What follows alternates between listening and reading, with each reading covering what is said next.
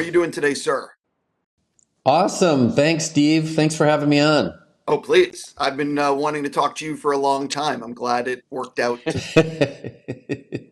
Good. Seriously. I have a bunch of questions, ranging Okay. on a ton of subjects, and let's see how this goes. I'll see if you Okay. me at the end. I'm joking. It's not that hard. Okay. Okay. If you have produced an awful lot of things, if Okay. someone has never seen anything you've produced, television, Yes. movies, whatever it may be, what do you want them to watch first? In today's time, I would want them to watch the movie 8 Mile, the television show Friday Night Lights, and then Apollo 13. These are all excellent choices. If you could get, and I don't know if this question applies to you because you can probably get the financing to make anything, but maybe there's something that's felt that you couldn't. If you could get the financing to make anything you want, what would you make and why? Um, what would I make and why? I would.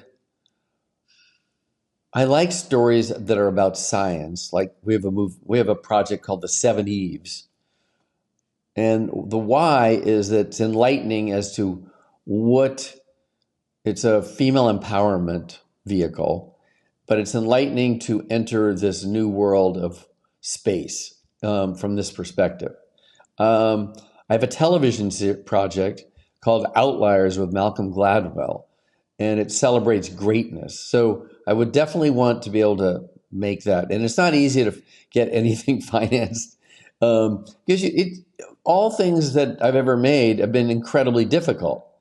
After the movie Splash, which was successful, I thought, wow, this is a threshold in my life that everything will be super easy until I made the second movie, which was called Real Genius, about genius kids that go to Caltech. I'm aware of that movie.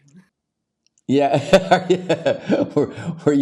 You're one of those super nerds that followed it, right? Please, later I was gonna bring up with you. I love Real Genius and I love Spies Like Us, and you made both of Yeah. those. Wow, I love your filmography. I love Spies Like Us too. It was hilarious. Why wouldn't you love Like Us, Doctor, Doctor, Doctor, Doctor? Do this all day. I like when characters that you believe in get duped, and so therefore, in the case of Chevy Chase and Dan Aykroyd, they think they're super smart. They think they're fully qualified to be in the Secret Service in any way, and they realize they don't even realize it for a long time that they were duped. They just are operating as duped agents. And so that's funny. I like people that are trapped in over their head and have to recognize the limitations that have been put upon them, and get through those obstacles. So, so being duped is kind of a perfect construction for that. And Spies Like Us is one of those. Oh yeah, and if anyone's watching this who's never seen Spies Like Us, you should watch. It's very very funny. It's very funny, super funny. So you mentioned, I think a lot of people don't realize how difficult it is to produce. But what ended up being the thing that really almost broke you to get it made? The movie American Gangster nearly broke me. That starred Denzel Washington and Russell Crowe, that Ridley Scott ended up directing. And why did it end up almost breaking me? Because I was deeply, deeply, deeply passionate about this story of Frank Lucas that was played by Denzel, who was, really a small time hustler in Harlem, just trying to survive and get respect. And he found it pretty early on that was impossible to get respect, self-esteem. And I like when people have to fight for self-respect. The bottom line on that is that the studio is prepared to make it at a certain number. It's like over $100 million. And then they decided they would, without telling anybody, including Denzel, Russell, and myself, that they were going to cancel it. So as hard as it was to get it to the place I had it with a director and in the cast of Denzel, they shut it down. So then I decided, wow, this has happened to me before on the movie Splash, for example, where everybody just hated the idea of doing a movie about a mermaid. They then thought it made absolutely no sense. And so I would go into like a state of meditation for weeks just to try to regain strength to go back into the field to try to get that movie made. In this case, I thought I was so stunned. The studio said, do not ever mention American or gangster, separately or together. Those are words that can't ever be used at our studio. But we love you. Just try to adhere to that. And it was kind of a strict warning by the chairman of the studio. And I thought, I'll abide by that.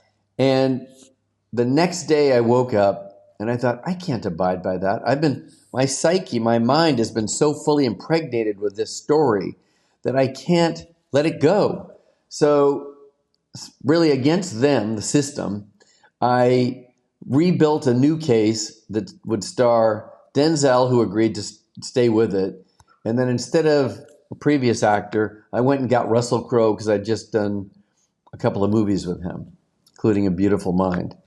And he said, I'll do it. I'm not sure what the character is, but I'm in. And between Denzel and Russell and the new director, Ridley Scott, they agreed. And so by recontextualization, I was able to overcome those obstacles and get the movie American Gangster made to the studios and my satisfaction. Which of your films ended up going through the biggest changes in the editing room compared to what you thought going in? Biggest change. A Beautiful Mind went through tremendous amount of change. So that one. Beautiful Mind the most. Apollo 13 the second. And 8 Mile the third. What's interesting is I would imagine all for different reasons. Oh, completely. And I No, could dig that's it. down on All for different reasons. I was going to say I could dig down, but I am curious. So you have alternate cuts of, say, some of these movies. Do you actually save any of these alternate cuts for your like personal library, or is it sort of like once the movie comes out, like whatever's out, that's the one I keep? Well, I do have alternate cuts on a movie you might not, I don't know if you know, called Frost Nixon. Oh, I know We Frost. had yeah, the debate between Richard Nixon and Robert Frost. And so that we had, by the end, it was asked of us to do 3 different endings. So I think that's a really good question. We obviously could only go with one ending, but we do have the other 2. Yes. That's so interesting. I can make NFTs out of them, I bet. Everyone's making those out of everything. You never out of everything. Maybe this conversation. Yeah, exactly. Did you ever come close to directing? Yes, I did. On a movie that starred Steve Martin and Goldie Hawn called House Sitter, which was a story that I had, that I wrote, based on letting Michael Keaton spend the weekend at my house in Malibu. Because when he left, everybody in the neighborhood started buzzing about, they never saw him really, they just saw the results of him. And they all thought those results were now Brian Grazer. And therefore, I was very much in controversy because they misunderstood that it wasn't, they didn't realize it wasn't me, it was my friend, but there was a lot of irregular activity at the house. And they thought, wow, Brian is doing, I don't want to go into details, Brian's doing so and so and so. And so bottom line is I turned it into a story. It was very attractive at the time. And I thought, I'm going to try to direct this. Actually, it was a function of Steve Martin. He was already in, and we couldn't close on a leading lady. And he said, why don't we go with so-and-so, Goldie, and you direct it, and we'll help you. And I thought, wow, smart actors are the key to directing. And so maybe I should just do this. But then I realized I wasn't that interested in, moving a lamp and a lampshade for 3 hours and talking about the lampshade and the dust and all the positioning that takes place. I definitely was interested in storytelling. and definitely interested in those two actors. It would have been a joy to do it, but that was one of them. My last question before getting into Swagger. What's the Yeah. status of the Splash remake? Oh, well, we're still working on it actually, and there's the status is it's in progress to be made. How's that? Sure. Jumping into Swagger. What was it about this material that said, I want to do this, I want to be involved? Kevin Durant, basically. When Kevin Durant, who's one of the best athletes in the world, said to me, we saw each other in Sicily, of all places, and we were on a boat, and a friend of mine for lunch, friend of mine's boat, and he came on, and he was probably a little shy because that's Kevin, or controlled. And when he walked out, he said, "Hey, can I get your number and call you?" I said, "Absolutely." Bottom line is he did call me, which I didn't expect, and we ended up having lunch, and he told me about youth basketball, which I didn't know much about. And and that was very interesting to me. But I didn't realize that youth basketball existed, and it's important to being signed as an NBA athlete, really. And it's sort of the precursor of all of that. I always thought it was high school itself, but unfortunately, the substitute for high school is now, if you're an athlete and playing basketball, it's youth basketball in recreation centers. And that's how Kevin Durant grew up in Maryland, 5 miles from the U.S. Capitol, in a rough, tough neighborhood where he played, disciplined himself to play 8 hours a day, I suppose, basketball, or as much as he could to excel. And so while he was doing that, he told me about the long game. And I said, "What does that mean, the long game?" And he said, "My mother, single mother, was like the most expert guardian of me. Because what would happen is many of these scouts would come in and watch these kids play, particularly Kevin, and hoping to sign them to a sneaker company, like because the money train starts very early in life, like 15, 16 years old. And that's basically what our show is. It's about how the money chain begins at that very young age. And in these kids' very fragile mind, it's quite difficult for them to try to even navigate what that means when somebody from one of the great sneaker companies comes and says, "Hey, why don't you come with us?" And it's unregulated. So I said, "How did your mom handle it?" He said, "She played the long game. She didn't let many people meet me, and she was able to very, very adeptly weed out, who was good, who was bad, who was right and wrong to match up with me." And he said, "But I saw other kids, unfortunately, fall prey to very early on to the short game, where just you take the quick money and you go, and it seldom works that way." So he had a mom that was very protective, that he dearly loved and trusted, and that was extremely helpful to him, which again is part of this show. 100%. When you got it made at Apple, how much is the network, or how much is Apple saying to you, do you have a 3-season plan? Do you have a 5-season plan before they're willing to let the first season get made? So Apple is very clearly a very thorough and precise company. So, however, in the case of their television shows, I think if they're quite intuitive and they've had great success with operating their intuition. They liked the show, they liked the world, and they agreed to do a season. They wanted to know that we had a vision for second and third and fourth season, but we didn't have to go into great detail to jump through many hoops and pitch them second year, third year. We just recently pitched them what the second year would look like, and I believe they were really loved it.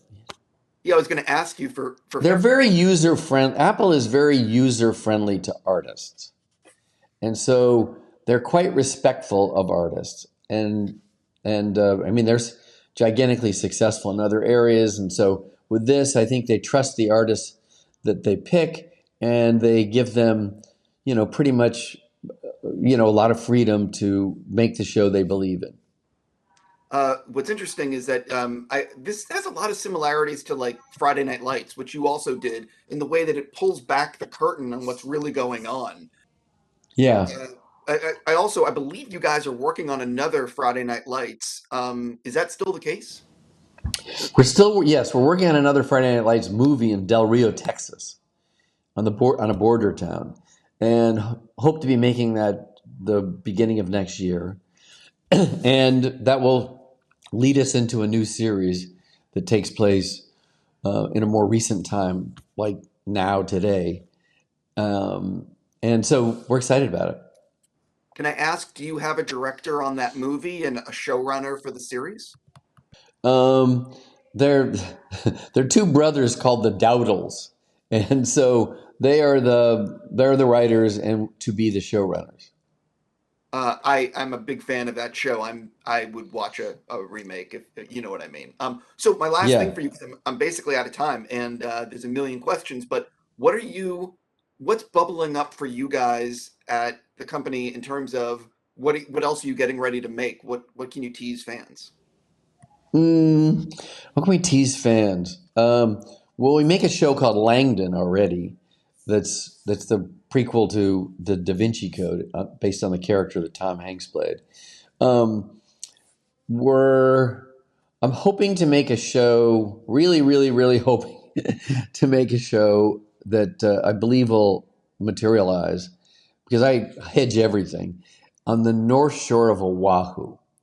Because after the movie Blue Crush, which I made around the same time as Friday Night Lights and 8 Mile, Blue Crush is a surf show, a women's girl empowerment show that is really, really interesting. And today you could make it cinematically quite dynamic, where at the time we did the best we could to show what the physics of the ocean looked like. Now you can absolutely capture that with all the different types, variety of cameras that are available that have tremendous flexibility to go in and out of the water, to follow, to follow the wave, to follow the contour of the ocean that's where waves are built. So we're very excited about this show. Also, you have drones. You can just throw a drone up there and get a great Drone, shot. we can drone. Yeah, exactly. And this show is different than Blue Crush. It's more of a family crime drama. I have to stop there, but believe me, sir, plenty of other questions for the hopefully the next time I get to talk to you. I really have watched your movies my whole life, so it's really cool to talk to you.